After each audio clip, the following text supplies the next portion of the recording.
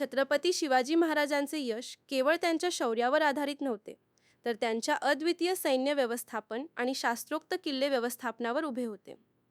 विषम भौगोलिक परिस्थिती आणि बलाढ्य शत्रूंचा सामना करण्यासाठी त्यांनी अत्यंत कठोर, शिस्तबद्ध आणि आधुनिक विचारसरणीची लष्करी यंत्रणा उभारली होती. 1. किल्ले व्यवस्थापन, फोर्ट ॲडमिनिस्ट्रेशन. ज्याचे किल्ले त्याचे राज्य हे महाराजांचे मुख्य सूत्र होते. स्वराज्यात सुमारे 300हून अधिक किल्ले होते. किल्ल्यांचे रक्षण करण्यासाठी त्यांनी एकाच व्यक्तीकडे सर्व सत्ता न देता त्रिस्तरीय सत्ता विकेंद्रीकरण, चेक्स अँड बॅलन्सेस लागू केले होते. किल्ल्यांवरील त्रिस्तरीय अधिकारी. प्रत्येक किल्ल्यावर 3 मुख्य अधिकारी असत, जे एकमेकांना उत्तरदायी असत, पण कोणाच्याही एकमेकांवर एकछत्री अधिकार नसे. 1. हवालदार किल्लेदार. हा सहसा मराठा समाजातील अनुभवी व विश्वासू सरदार असे. किल्ल्याचे लष्करी रक्षण, सैन्याची फळी आणि दरवाजे वेळेवर उघडणे बंद करणे ही याची जबाबदारी होती. 2. सबनीस. हा सहसा ब्राह्मण समाजातील अधिकारी असे. किल्ल्याचा जमा खर्च ठेवणे, रसद धान्याची नोंद ठेवणे आणि सैनिकांचे वेतन वाटप करणे हे याचे काम होते. 3. कारखानीस. हा सहसा प्रभू कायस्थ समाजातील अधिकारी असे. किल्ल्यावरील अन्नधान्य, दारुगोळा, वस्तूंचा साठा आणि दुरुस्तीची कामे पाहणे ही कारखानीसाची जबाबदारी होती. नियंत्रण आणि पारदर्शकता. कारखानीसाने मागणी केल्याशिवाय सबनीस मंजुरी देत नसे आणि हवालदाराच्या सहीशिवाय कोणालाही प्रवेश किंवा दारुगोळा मिळत नसे. यामुळे गद्दारी किंवा भ्रष्टाचाराची शक्यता नगण्य झाली. किल्ल्यांच्या संरक्षणाचे नियम. कडक वेळेचे पालन. सूर्यास्तानंतर किल्ल्याचे मुख्य दरवाजे बंद केले जात असत. त्यानंतर अगदी खुद्द छत्रपती शिवाजी महाराज आले तरी रात्री दरवाजे उघडले जात नसत. रामाजी पांगारे आणि हिरोजी इंदुलकरांच्या कथा. रसाद आणि दारुगोळा साठा. प्रत्येक किल्ल्यावर किमान 1 ते 2 वर्षे पुरेल इतका धान्य, पाणी आणि दारुगोळ्याचा साठा नेहमी सज्ज ठेवला जाईल.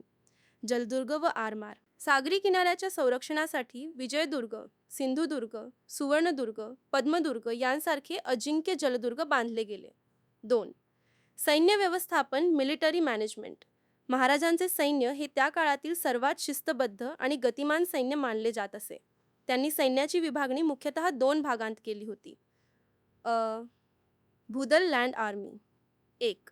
घोडदळ कॅव्हलरी, बारगीर, सरकारकडून घोडा आणि हत्यारे मिळणारे सैनिक. शिलेदार. स्वतःचा घोडा आणि स्वतःची हत्यारे आणणारे सैनिक. घोडदळाचे प्रमुख सर नौबत उदा. हंबीरराव मोहिते, प्रतापराव गुजर असत. 2. पायदळ इन्फंट्री. दुर्गम डोंगराळ भागात युद्ध करण्यासाठी पायदळ अत्यंत महत्त्वाचे होते. 10 सैनिकांवर 1 नाईक, 50 वर 1 हवालदार, 100 वर 1 जुमलेदार आणि 1000 सैनिकांवर 1 हजारी अशी उतरंड होती. पायदळाचे प्रमुख सर नौबत असतुदा. येसाजी कंक. ब. गनिमी कावा, ग्वेरिल्ला वॉरफेअर. अपेक्षित हालचाल आणि वेग. महाराजांचे सैन्य खूप हलके फुलके असे. ते जड तोफा किंवा मोठा लवाजमासोबत बाळगत नसत, ज्यामुळे त्यांचा वेग प्रचंड असे. भौगोलिक परिस्थितीचा वापर. सह्याद्रीच्या दऱ्याखोऱ्यांचा, घळींचा आणि घनदाट जंगलाचा वापर करून शत्रूला अशा ठिकाणी ओढून आणायचे जिथे त्याची मोठी संख्या निरुपयोगी ठरेल.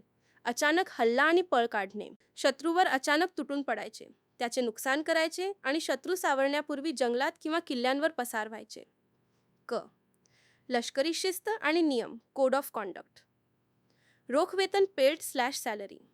सैनिकांना जहागिरी किंवा वतने न देता थेट राजकोषातून दरमहा रोख पगार दिला जाई. महिला व शेतकऱ्यांचा आदर.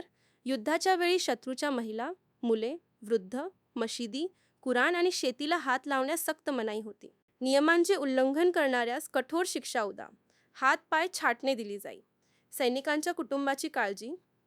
युद्धात शहीद झालेल्या सैनिकांच्या कुटुंबाचा सर्व खर्च राज्य उचलत असे आणि त्यांच्या मुलांना सैन्यात नोकरी दिली जात असे.